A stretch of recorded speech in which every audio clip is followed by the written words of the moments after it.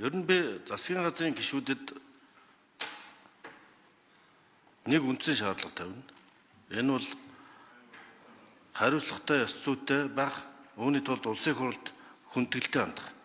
Энэ бол парламентод ёсны зарчим. Улсын хурлаас томилогддог албан тушаалтууд, тэр дотроо засгийн газрын гишүүд улсын хурлын чуулгандаа оролцож гишүүдийн асуултанд хариулж улсын хурлд хүндэтгэлтэй ханддаг байхыг би одоо зарчмаа болгож бүх сайднараас танхимын эхний хурал дээр одоо би хариуцлагын гэрээ байгуулж ирсэн гэж бодож байна. Хоёрдугаар ашиг сонирхлын зөрчлөөс ангид байж альва хувийн ашиг сонирхол альва нөлөөллөөс ангид байхыг шаардаж ажиллана. Ийм сэжвэр баримт гарах юм бол шууд ажлаас чөлөөлөх болно шүү гэдгийг анхааруулж байна.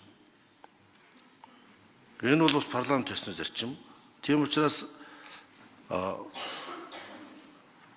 суурь эерэг хүчиндэж гол биш. Нийт улсын хурлын гишүүдтэй сайд нар хүндэтгэлтэй ханддаг, хамтарч ажилладаг, асуултанд нь хариулдаг, хүндрэлтэй харддаг байх ёстой.